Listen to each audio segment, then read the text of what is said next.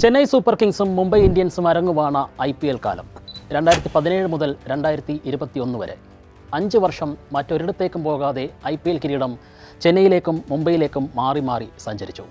2022-ൽ അതിന് മാറ്റമുണ്ടാകുന്നു. കൊൽക്കത്തയും ഹൈദരാബാദും ഡൽഹിയും പഞ്ചാബുമൊക്കെ പരാജയപ്പെട്ടിടത്ത് ജയിച്ചു കയറിയത് പുതിയൊരു ടീം, പേര് ഗുജറാത്ത് ടൈറ്റൻസ്. കപ്പുയർത്തിയത് പുതിയൊരു നായകനും പടയാളികളും. അയാളുടെ പേര് ഹാർദിക് പാണ്ഡ്യ എന്നായിരുന്നു.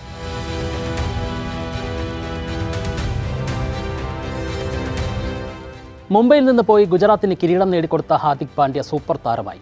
തൊട്ടടുത്ത വർഷവും അയാൾ ഗുജറാത്തിനെ ഫൈനലിലെത്തിച്ചു. 5 കിരീടങ്ങൾ നൽകിയ രോഹിത് ശർമ്മയെ മുംബൈ ടീം മാനേജ്മെൻറ്റ് അവിശ്വസിച്ചു. വീണ്ടും മുംബൈ കിരീടമുയർത്താൻ ഹാർദിക് വേണമെന്ന് അവർ തീരുമാനിച്ചു. അതിനായി IPL-നെ ഞെട്ടിച്ചൊരു കൈമാറ്റം നടന്നു. തികച്ചും നാടകീയമായൊരു നീക്കം.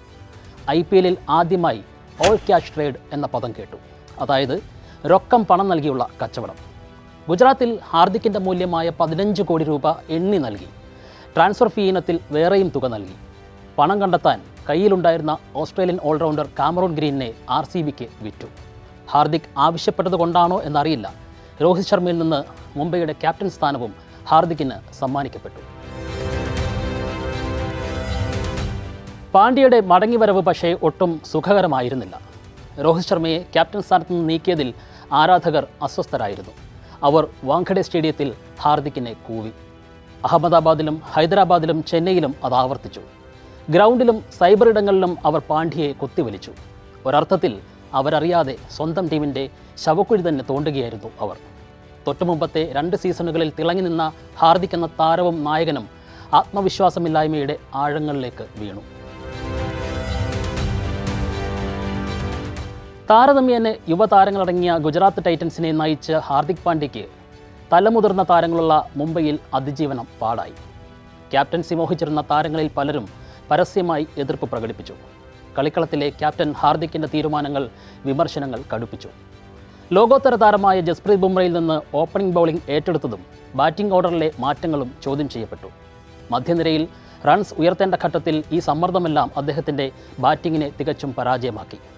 പന്തുകൊണ്ടോ ബാറ്റ് കൊണ്ടോ മാച്ച് വിന്നിംഗ് പ്രകടനങ്ങൾ ഹാർദിക്കിൽ നിന്നും അകന്നുപോയി.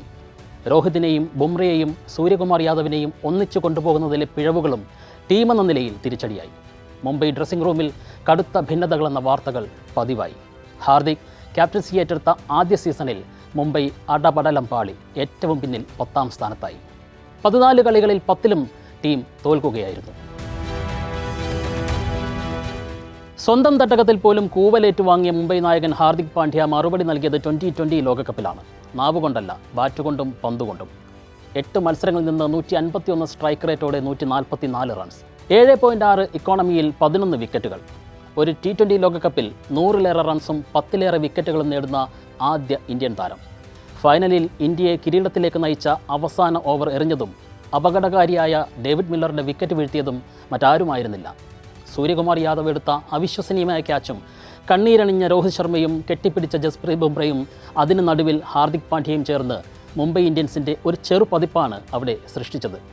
മാസങ്ങൾക്ക് മുൻപ് കാണാതിരുന്നൊരു ഐക്യം അന്ന് നമ്മളവിടെ കണ്ടു. IPL-ൽ നേരിട്ട എല്ലാ അപമാനങ്ങൾക്കും ഹാർദിക് പാണ്ഡ്യയുടെ മറുപടിയായിരുന്നു അത്.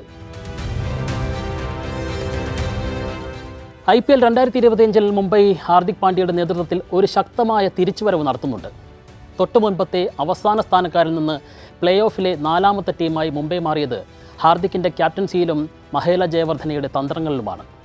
ആദ്യ 5 മത്സരവും തോറ്റ ശേഷം തുടരെ 6 കളികൾ ജയിച്ചാണ് അന്ന് അവർ അവസാന 4-ൽ എത്തുന്നത്. എലിമിനേറ്ററിൽ ഹാർദിക് തോൽപ്പിച്ചത് തൻ്റെ മുൻ ടീമായ ഗുജറാത്തിനെയായിരുന്നു. പക്ഷേ 2ാം ക്വാളിഫയറിൽ പഞ്ചാബിനോട് തോറ്റ് ഫൈനൽ നഷ്ടമാവുകയായിരുന്നു. ബുംറയുടെയും സൂര്യകുമാറിൻ്റെയും തിരിച്ചുവരവ് കൂടിയായിരുന്നു ആ സീസൺ. IPL 2026-ൽ മുംബൈ വീണ്ടും പിന്നിലായി.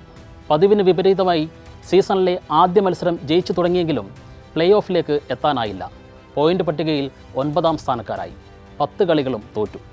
2026 ലോകകപ്പ് ഹീറോകളായ ജസ്പ്രീത് ബുംറയും സൂര്യകുമാറും ക്യാപ്റ്റൻ ഹാർദിക്കും മങ്ങി. ബുംറ ആദ്യ 9 കളികളിൽ നേടിയത് 3 വിക്കറ്റുകൾ മാത്രമായിരുന്നു. ഹൈദരാബാദിനെതിരെ 243 റൺസ് നേടിയിട്ടും തോറ്റു. പതിവ് പോലെ വിമർശനങ്ങൾ ഹാർദിക്കിന് നേരെ കൂരമ്പുകളായി. ഹാർദിക്കിനെ മാറ്റണമെന്ന ആവശ്യമാണ് സീസണിനൊടുവിൽ കേൾക്കുന്നത്. സത്യത്തിൽ ഹാർദിക് പാണ്ഡ്യയ്ക്ക് മുംബൈയിൽ സംഭവിച്ചത് എന്താണ്?